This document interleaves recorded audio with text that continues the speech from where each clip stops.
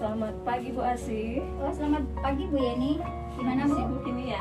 Enggak sih, lagi sedikit koleksi aja. Gimana Bu Yeni? Ini Bu minta waktunya sebentar. Oh, boleh. Saya di sini kan dari program guru penggerak ada tugas nih di modul 3. Dan saya sudah sampai di modul 3 di LMS itu tentang eksplorasi konsep tentang pengambilan keputusan. Nah di sini itu ada 4 kasus di mana saya harus memilih satu kasus dan saya di sini adalah memilih kasus yang keempat. Nah sebelum saya meminta saran dari Bu Asih, saya bacakan dulu ya Bu ya. Iya. Baik, di sini kasusnya adalah Pak Budiman merupakan guru matematika di SMP Karunia. Pak Budiman dikenal sebagai guru yang rajin, ramah, penyabar, dan disukai banyak murid.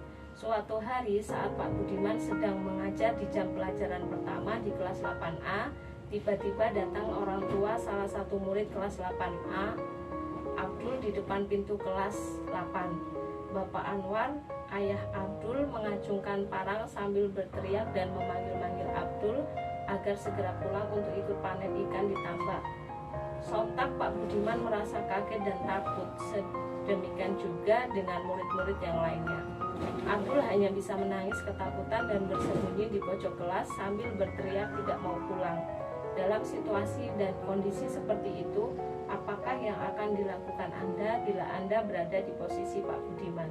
Kasus ini ditulis oleh salah satu CGP Angkatan 1, ditulis ulang oleh penulis modul dengan beberapa modifikasi. Nah, ini adalah kasusnya Bu Asih. Jadi saya di sini minta saran dari Bu Asih. Jadi kasusnya seperti itu ya Bu ya. Setelah saya tadi mendengarkan kasus-kasusnya, kalau saya menjadi Pak Budiman, hal yang sangat wajar merasa takut ya Bu ya pastinya. Nah yang pertama akan saya lakukan yaitu saya akan menenangkan ayah Abdul, membawanya ke depan kelas agak berjauhan dari kelas, kemudian memintanya untuk meletakkan parangnya.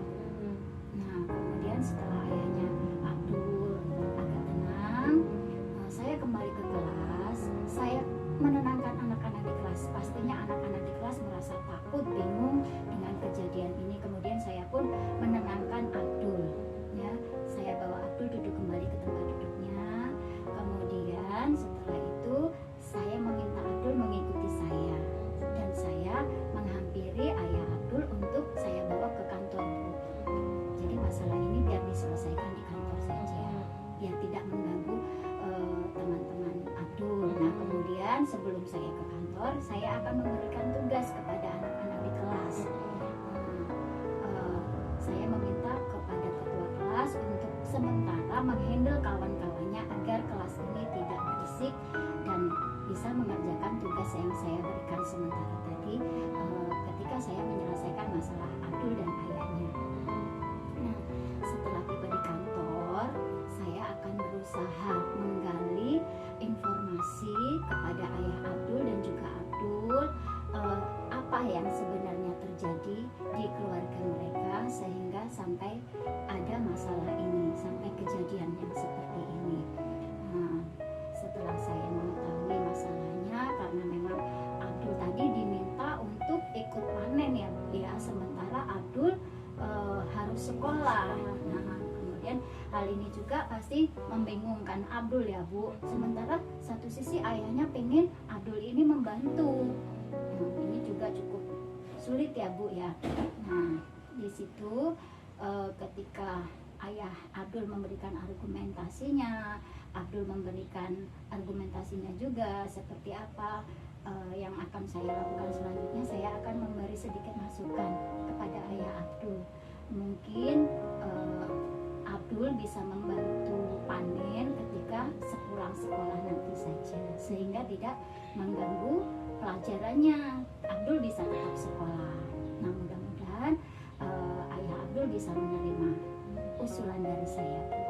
Nah, untuk selanjutnya di kemudian hari, karena ini menyangkut kejadiannya di sekolah, pastinya saya akan melaporkan ini kepada Bapak Kepala Sekolah dan meminta izin kepada Kepala Sekolah memberikan waktunya kepada saya, mungkin di jam kosong saya akan melakukan home visit ke rumah keluarga Abdul.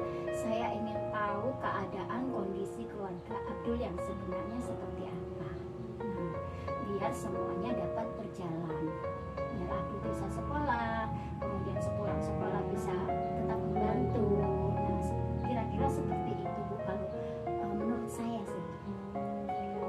Ya, sarannya yang bagus juga ya Bu ya. Jadi nanti antara istilahnya tugas belajar di sekolah berjalan dan membantu orang tua juga berjalan Ya, tanpa ada rasa takut lagi Iya. pada diri Abdul ya Bu ya. Oke, baiklah. Terima kasih ya Bu atas sarannya.